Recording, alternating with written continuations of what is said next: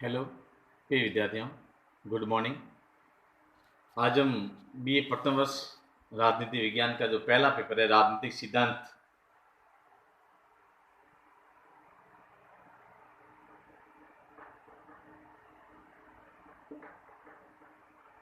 राजनीतिक सिद्धांत की जो तीसरी जो यूनिट है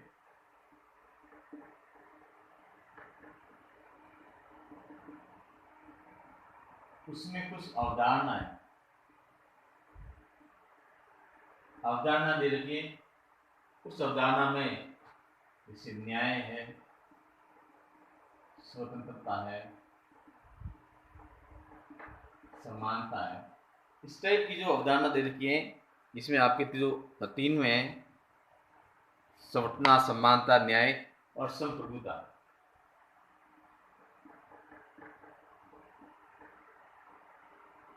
ये इस टॉपिक में जो आपकी जो तीसरा राजनीति विज्ञान बीए प्रथम वर्ष राजनीति विज्ञान, इस टॉपिक में जो आपकी जो अवधारणा दे रखी है, ये अवधारणाएं आपके राजनीति विज्ञान का जो पहला पेपर है इसके लिए बहुत ही महत्वपूर्ण है।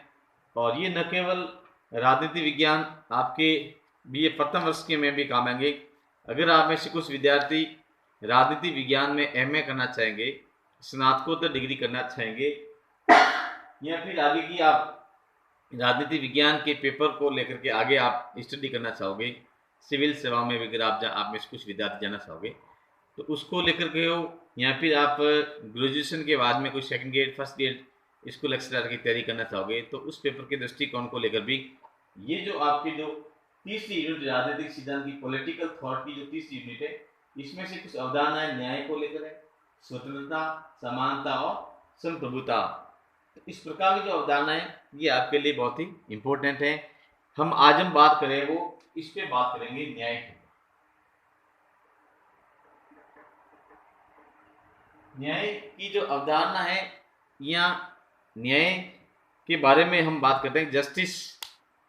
तो ये अवधारणा का कॉन्सेप्ट, एक पहली बात हम देखते हैं कि ये कॉन्सेप्ट आया क्यों। क्योंकि आपने देखा होगा कि स्वतंत्रता से पहले की हम बात करते हैं, विभिन्न देशों की जब बात करते हैं, एक उपनिवेश काल की बात करते हैं, जहाँ भारतीय परिप्रेक्ष्य में बात करें तो हम देखते हैं कि आज़ादी से पहले, यानी कि ये जो कॉन्सेप्ट आया है, इस कॉन्सेप्ट के जो आने का एक मेन जो कारण था वो था असमानता। असमानता, इसका जो मुख्य कारण क्या था? असमानता था, अन्याय था। तो अगर किसी व्यक्ति और व्यक्ति के बीच में भिन्नता की जाती है, व्यक्ति और व्यक्ति के बीच में भेद किया जाता है, तो उसके साथ में इस प्रकार से हम कह सकते हैं कि इक्विलिटी नहीं होती है, अनइक्विलिटी होती है, असमानता होती है या अन्याय होता है। तो इसको लेकर के जो एक न्याय का जो कॉन्सेप्ट हमारे सामने था, तो आज हम एक न्याय के बारे में बात करेंगे, जस्टिस। जस्टिस जो न्याय की जो अवधारणा, हमारी जस्टिस न्याय की जो अवधारणा है, इसका अर्थ क्या होगा, इसकी परिभाषा क्या है। उसके बाद में प्राचीन काल में हम प्लेटो के काल की बात ले सकते हैं, प्लेटो, अरस्तु, उस समय न्याय की अवधारणा क्या थी। उसके बाद में वर्तमान परिप्रेक्ष्य में आधुनिक काल में देखते हैं कि आधुनिक काल हमारा जो मॉडर्न, इसमें जो न्याय है, इसमें न्याय को किस प्रकार से परिभाषित किया गया है, या ऐसे कौन कौन से जो राजनीतिज्ञ हैं या विद्वान हैं जिन्होंने न्याय के बारे में, जैसे आप आधुनिक काल में पढ़ोगे जॉन रॉल्स के बारे में पढ़ोगे, ठीक है ना, तो इस प्रकार से काल में पढ़ोगे। उससे पहले हम देखते हैं कि ये न्याय क्या है, इसकी जो अवधारणा, इसके पीछे क्या कारण हुआ था। तो न्याय की जो अवधारणा है ये आज की नहीं, ये अवधारणा बहुत ही एक प्राचीन काल की अवधारणा है, और प्राचीन काल के साथ साथ में एक जटिल अवधारणा है। न्याय का जो संबंध है धर्म, नैतिकता, कानून और अर्थशास्त्र से लिया गया है। इसकी जो अवधारणा का जो आधार है वो क्या, धर्म से लिया गया है। क्योंकि प्राचीन काल में हम देखते हैं कि धर्म के आधार पर अगर कोई व्यक्ति अधर्मी होता था, या धर्म के अनुसार या समाज की जो मान्यताएं हैं, जो नीति है या नैतिक कानून बनाए गए थे, जो नैतिक धारणाएं थी, अगर व्यक्ति उसके अनुसार कार्य नहीं करता था, इसका मतलब समाज में उसे अधर्मी या अनैतिक या अन्याय व्यक्ति कहा जाता था। तो उनका जो संबंध है वो धर्म से लिया जा सकता है कि कौन व्यक्ति धर्म के अनुसार, धर्म वो वस्तु होती है जिस जो धारण करने योग्य हो, जो न्याय प्रिय हो, उसको हम धर्म के नाम से कहा जा सकता है। हम प्राचीन स्थिति में देखते हैं कि धर्मराज युधिष्ठिर की जो उपाधि मिली गई थी, तो युधिष्ठिर को एक, जो हम पांडवों के काल की बात करते हैं तो उसमें धर्मराज की जो उपाधि मिली, इसका मतलब ये था कि वो व्यक्ति वो न्याय प्रिय था या धर्म के ऊपर व्यक्ति आचरण करता था। तो इस प्रकार की हम बात कह सकते हैं। नैतिकता की बात करते हैं हम, नैतिक कोई व्यक्ति जो नैतिक नियमों का पालन करता है, उसके पास में जो समाज के प्रति या परिवार के प्रति जो नैतिक दायित्व होता है, कानून एवं अर्थशास्त्र से बात करते हैं। तो इस प्रकार से विभिन्न जो अलग अलग जो युग हैं, उस अलग अलग युगों में जो धर्म को परिभाषित करने का जो एक कॉन्सेप्ट आया था। अगर हम जो उसको अगर शब्द की दृष्टिकोण से देखें कि जस्टिस का जो अर्थ है वो क्या होगा, तो जस्टिस शब्द है वो, जस्टिस शब्द जो एक न्याय का समानांतर है, या अंग्रेजी में इसको जस्टिस कहा जाता है। इसकी जो उत्पत्ति है वो लैटिन भाषा के शब्द जस्टिया से हुई है। इसकी जो उत्पत्ति है लैटिन भाषा के शब्द जस्टिया से हुई है, और जस्टिया एक लैटिन भाषा का शब्द है जिसका अर्थ होता है जोड़ना, बांधना या बंधन। इसका जो शाब्दिक अर्थ होता है जस्टिया होता है जोड़ना, बंधन या बांधना। तो इस प्रकार से हम कह सकते हैं कि जो न्याय है, अंग्रेजी में न्याय को जस्टिस कहा जाता है।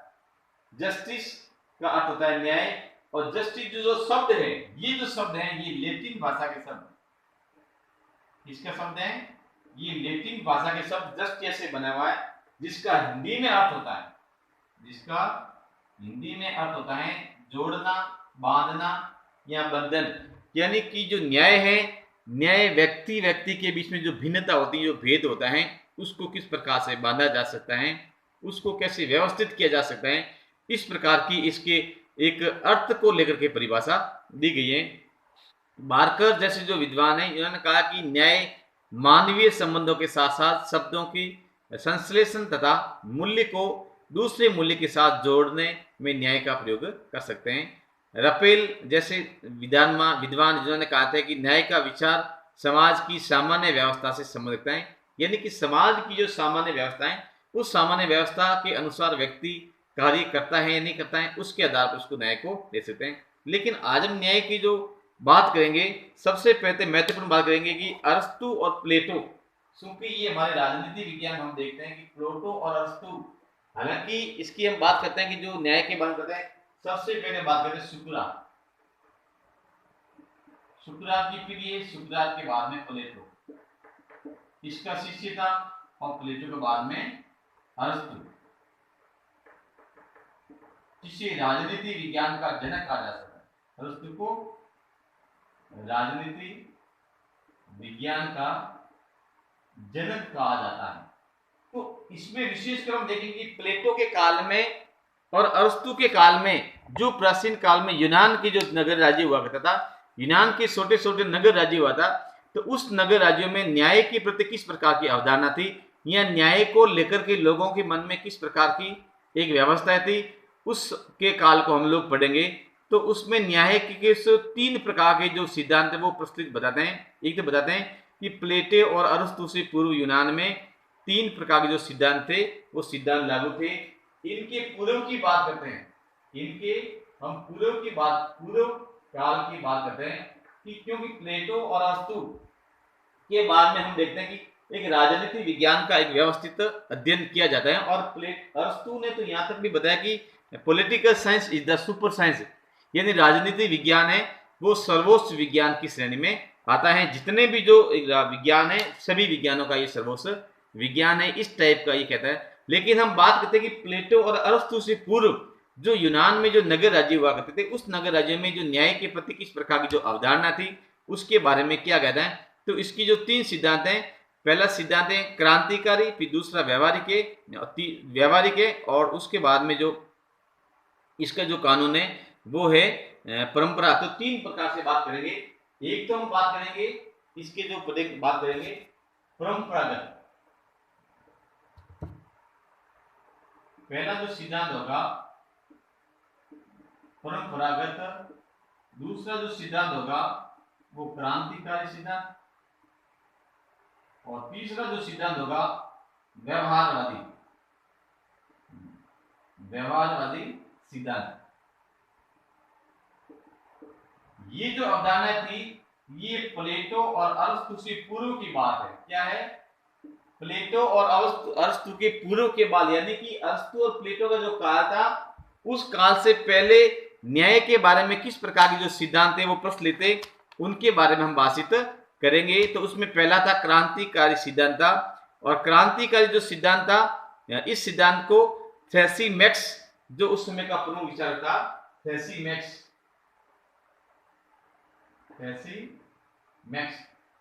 तो थ्रेसिमैक्स ने जो न्याय के बारे में किस प्रकार की जो बात की है, तो वो थ्रेसिमैक्स कहता है कि न्याय शक्तिशाली का हित है।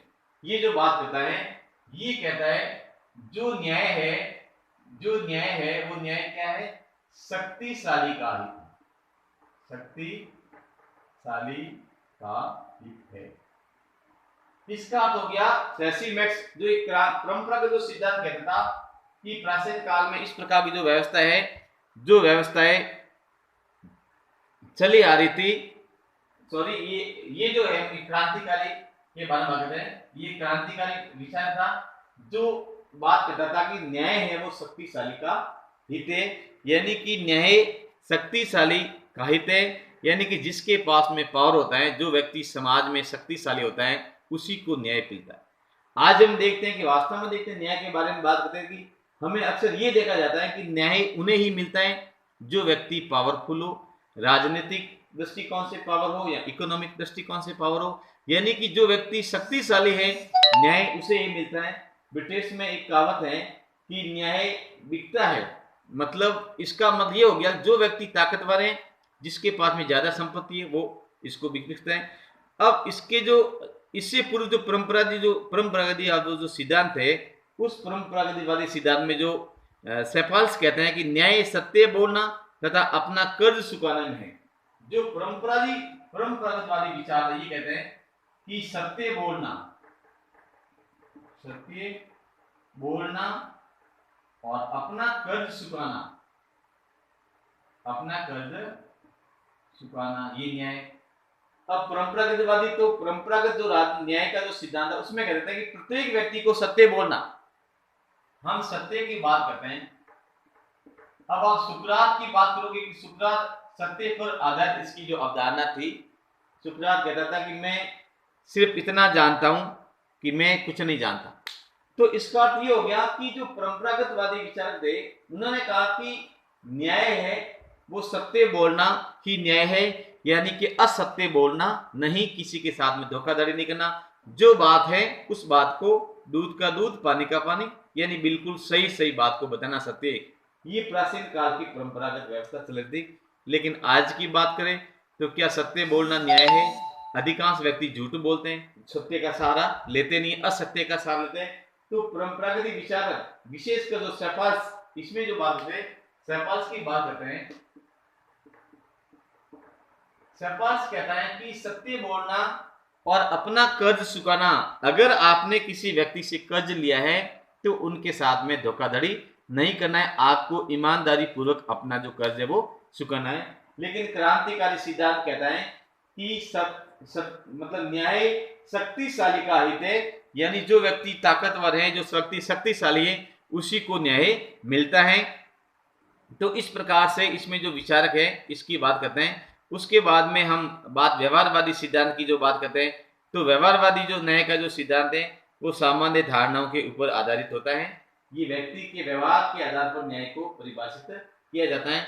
इस प्रकार से जो न्याय का जो सिद्धांत है वो ग्लाइकॉन को दिया जाता है। और उसके बाद में हम बात करेंगे कि प्लेटो और अरस्तु, ये तो प्लेटो और अरस्तु से पहले की बात है। उसके बाद में प्लेटो और अरस्तु के बाद में जो न्याय की अवधारणा थी वो अवधारणा किस प्रकार की थी, यहाँ प्लेटो के काल में न्याय कैसा था, अरस्तु के काल में न्याय कैसा था, फिर हम बात करते हैं कि आधुनिक काल में न्याय किस प्रकार है। तो आज के इस वीडियो में हम लोग केवल यही बात करते हैं कि जो न्याय का जो सिद्धांत है, न्याय की जो अवधारणा है, ये अवधारणा क्यों अस्तित्व में आई थी, और उस अवधारणा जो न्याय की जो जस्टिस से जो अवधारणा बनी है इस जस्टिस का अर्थ क्या है, न्याय का जो शाब्दिक अर्थ क्या है, उसके बाद में जो न्याय है वो प्लेटो और अरस्तु से पहले जो न्याय की व्यवस्था थी वो किस प्रकार की न्याय की व्यवस्था थी। और कल हम इसका जो अगला वीडियो में आएंगे वो अरस्तु और प्लेटो के बाद के काल की न्याय के बारे में बातचीत करेंगे। तब तक के लिए धन्यवाद।